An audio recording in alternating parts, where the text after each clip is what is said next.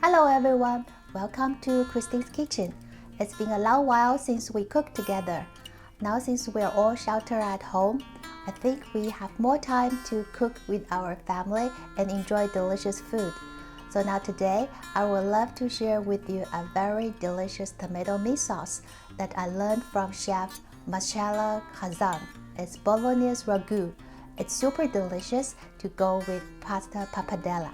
Now let's start cooking.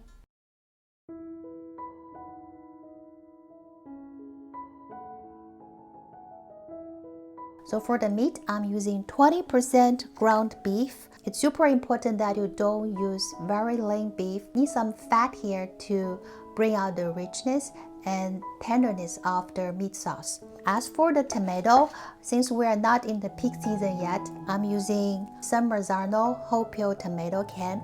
You need about 2 cups here. We prefer dry white wine. If you use red wine, there may be a little bit more tannins that will make some harsh flavor in your finished sauce, but it's very subtle, so if you only had white wine at home, please do not hesitate to use it. Also need to finely dice some celery, carrot and onions to make the mirepoix. I have prepared a separate video here to show you the techniques.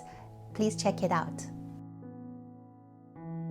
So first of all, let's put all the diced onions into the pot, about a cup here, 3 tablespoons of unsalted butter, 1 tablespoon of olive oil. Now we can turn on the heat and saute the onion first. Now the onion is translucent and get a little bit of the color. You can smell the sweetness from the butter and oil. Now we can put in all of the carrots and the celery until they both get on some color and you can smell the flavor from the carrots and the celery out. About 2 to 3 minutes. I think this looks good. Put the meat in. Break them up using a wood spoon. Otherwise you are going to have like a meatball rather than meat sauce. Add a pinch of salt to help the meat to release its juice. All of the meat now has been separated and there is no longer any raw color. Add our next ingredient, which is whole milk. We have a cup here. It will coat the meat, protect it from further acid like wine and tomato we're going to add into the sauce. That will help the meat to be really tender. Grate some whole nutmeg, about 1/8 of a teaspoon. Now the milk has been reduced by half, so we're going to add our white wine. It's about a cup.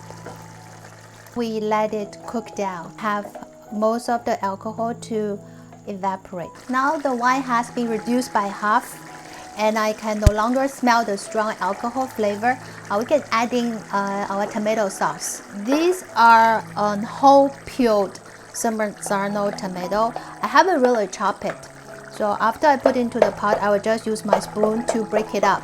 Adding a pinch of salt and grinded black pepper to season the sauce. Now we turn down the heat to really low to let it have a very gentle simmer for at least 3 hours, and ideally you can go on to 4 hours.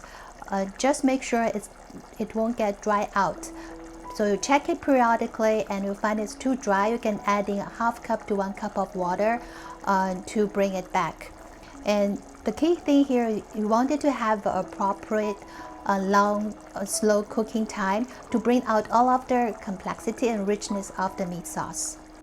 Now our Bolognese meat sauce has been cooked for 3.5 hours. They have been really cooked down, very thick texture. I think it tastes very good. We don't need more salt here. Now we're ready to cook some homemade pappardelle. Add some salt into the boiling water.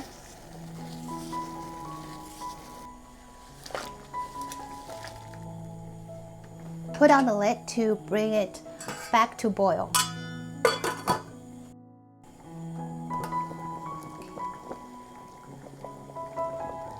The fresh pasta cooks really quickly. It only takes about 2 to 3 minutes.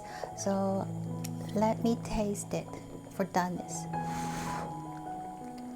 We need another minute. Then we are ready. To shake it out all of the excess water.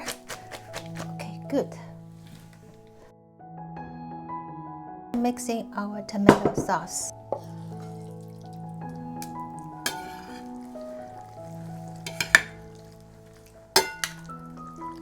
Now finally, I'm going to grate some Parmesan cheese on top. Our pappardelle with the delicious Bolognese Ragu is ready to serve. The meat sauce is so rich and tender with all of those complicated subtle flavor and marriage with the pappardelle. It's such a comfort food for a nice evening.